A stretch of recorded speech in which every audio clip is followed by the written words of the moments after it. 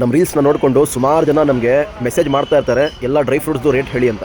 ಆ ಥರ ನಾವು ಡ್ರೈ ಫ್ರೂಟ್ಸ್ ಪ್ರೈಸ್ ಲಿಸ್ಟ್ ಮಾಡೋಕ್ಕಾಗೋದಿಲ್ಲ. ಕಾರಣ ಇಷ್ಟೇ, ನಮ್ಮ ಹತ್ರ ರೇಟು ಒಂದಿನ ಇರೋ ರೇಟು ನಾಳೆನೇ ಬೇಕಾದರೆ ಚೇಂಜ್ ಆಗ್ಬೋದು.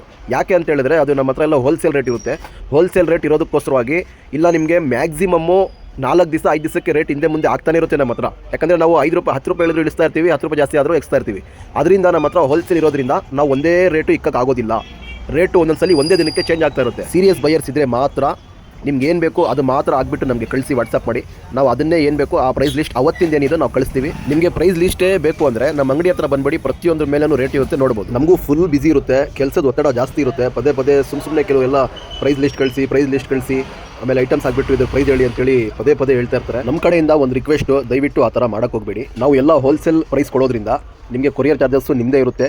ಕೊರಿಯರ್ ಚಾರ್ಜಸ್ಸು ನಮ್ಮ ಚಿಕ್ಕಬಳ್ಳಾಪುರದಿಂದ ಸುಮಾರು ಒಂದು 60 ಕಿಲೋಮೀಟ್ರ್ ಸುತ್ತಮುತ್ತ ಎಲ್ಲಿ ತೊಗೊಂಡ್ರು, ಬ್ಯಾಂಗ್ಳೂರಿಗೆ ತೊಗೊಂಡ್ರು ನಿಮಗೆ 1 kg 90 ರೂಪಾಯಿ ಖರ್ಚು ಬರುತ್ತೆ. ನಮ್ಮ ಪ್ರೈಸು ಮತ್ತು ಕೊರಿಯರ್ ಚಾರ್ಜಸ್ ಎಲ್ಲ ಸೇರಿಸಿ ನಿಮಗೆ ವರ್ತ್ ಅನ್ನಂಗಿದ್ರೆ ತಗೊಳ್ಳಿ, ಇಲ್ಲಾಂದರೆ ನಿಮಗೆ ಅಲ್ಲೇ ಎಲ್ಲ ಇನ್ನೂ ಕಮ್ಮಿಗೆ ಸಿಗುತ್ತೆ ಅನ್ನಂಗಿದ್ರೆ ಅಲ್ಲೇ ಪರ್ಚೇಸ್ ಮಾಡಿ, ನಿಮ್ಮ ಸುತ್ತಮುತ್ತ ಪರವಾಗಿಲ್ಲ. ನಮಗೆ ಕಸ್ಟಮರೇ ಹೇಳಿರೋ ಪ್ರಕಾರ ನಾನು ಕೊಡೋ 1 kg ಪ್ರೈಸ್ಗೆ ಅವ್ರು ಹೋಗ್ಬಿಟ್ಟು ಮಾರ್ಕೆಟ್ಗಳಲ್ಲಿ 200 ಗ್ರಾಮ್ ತೊಗೊಂಬಂದಿದ್ದಾರಂತೆ. ಆ ಥರ ಇದ್ದರೆ ಹೇಳಿ, ನಾನು ಐಟಮ್ ಹಾಕಿ ಕಳಿಸ್ತೀನಿ.